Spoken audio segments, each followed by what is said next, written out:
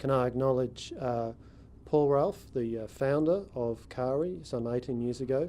Can I acknowledge Anthony Minincello, who's with us from the Sydney City Roosters, one of Australia's great league players, and thank you to the Roosters for your support and your working with KARI. I think the relationship's a really great one. I want to talk a little bit about why I'm here today and why the Australian government wants to support and provide funding to the KARI Foundation for this very important initiative. You know, the transition from school to work, often involving further education or training, is a really important transition in all of our lives. It's not always an easy transition, particularly if you didn't particularly like school or if things at home may be a bit tough. That transition can be a difficult one to manage. Now, some of us, as we move from school into going beyond school, a very small number of us, maybe like Anthony or others from the Roosters who are here, who are elite sports people, and they work unbelievably hard on their excellence and their ability.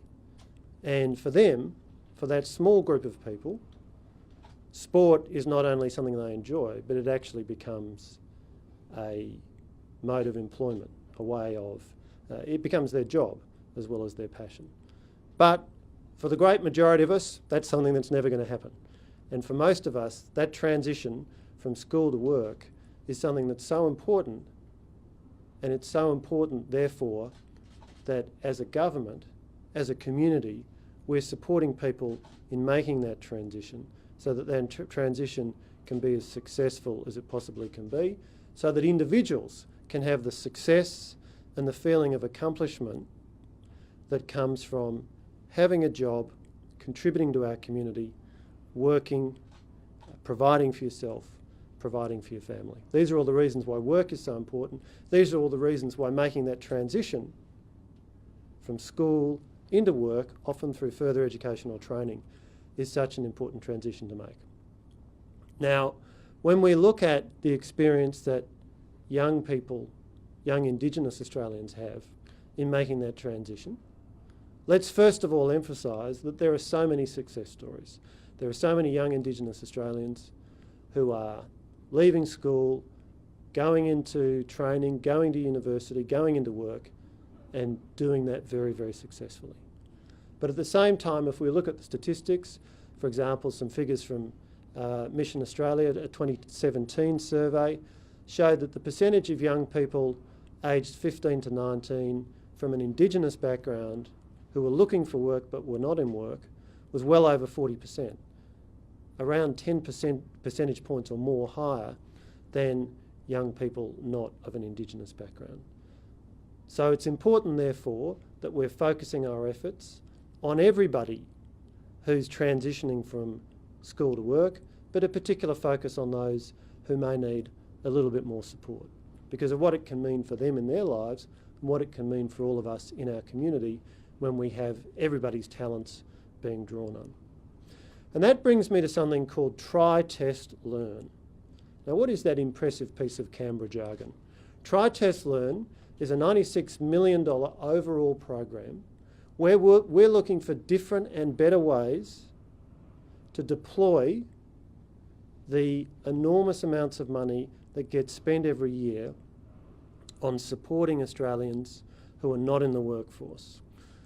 We spend $176 billion a year on social services and welfare, and a lot of that goes to what's called working age income support.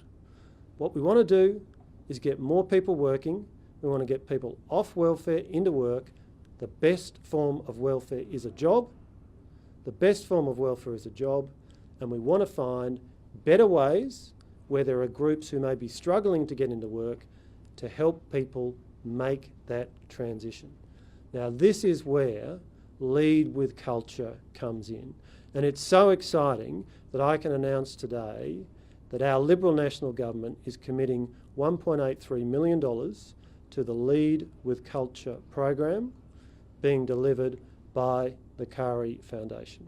Now, the basis of Lead with Culture is some very impressive evidence coming out of Canada about how important it can be to help young people, in the Canadian context, young First Nations people, with understanding of their own culture. If you're making that transition to work, if you're thinking about how do I get a job, and you're not feeling so confident about that, you're feeling a bit anxious, you may have some troubles at home, there may be some other reasons why you're not so sure about what work might hold for you. To learn more about your own culture, to feel the sense of pride that a young Indigenous Australian can feel, being part of the oldest continuous culture in the world, 75,000 years. To better know your own culture, your own people, your own country. To learn that from other Indigenous Australians, including Indigenous elders, has the potential to build your confidence overall and help you make that transition from school to work. That's why our Liberal National Government is supporting this program with $1.83 million, because it's based on evidence of what's worked elsewhere in the world, because it supports Indigenous young Australians in their transition from school to work, and because what we're determined to do is make sure that we are spending taxpayers' money as wisely as possible to get the outcomes we all want to see. We want every Australian to succeed. We want every young Australian to succeed in making that transition from school to work.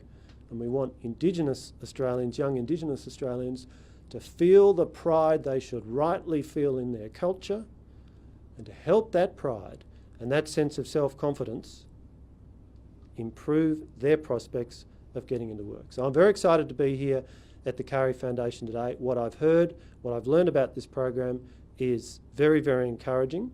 We'll be carefully assessing the outcomes over the next couple of years to see whether it produces the kind of results that we all hope and expect that it can. I want to congratulate the KARI Foundation for developing the program, for putting it forward, for winning this funding, and I want to thank them for the outcomes this is going to deliver, the lives this is going to change for young Indigenous Australians here in South West Sydney.